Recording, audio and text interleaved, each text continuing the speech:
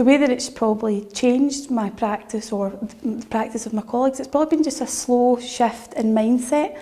in that we don't want to punish pupils. We definitely don't want to assign blame. I don't think that's helpful in repairing relationships. I think it's more about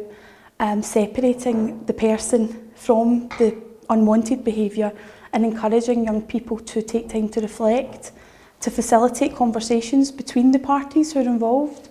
and to then look at a restorative approach. So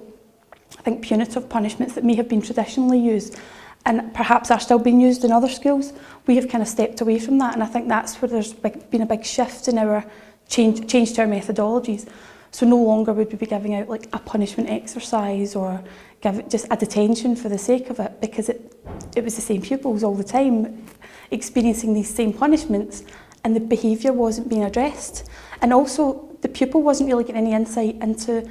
how their behaviour impacts on their own self, but equally it was important they understood the ripple effect that it has in a classroom and that their behaviour impacts on those around them. So it was really that in-depth conversation, which hasn't always been easy, and it's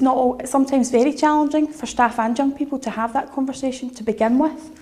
But I think because we've been doing this for quite a long time now,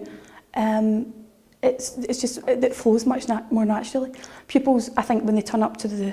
school and the department, they understand that if things don't go to plan, they're young people, they do make mistakes, that it's not going to be held against them, and it's all right that they're not always going to get things right. And when it doesn't go to plan, there's going to be someone, an adult there, who's supportive of them and who understands their needs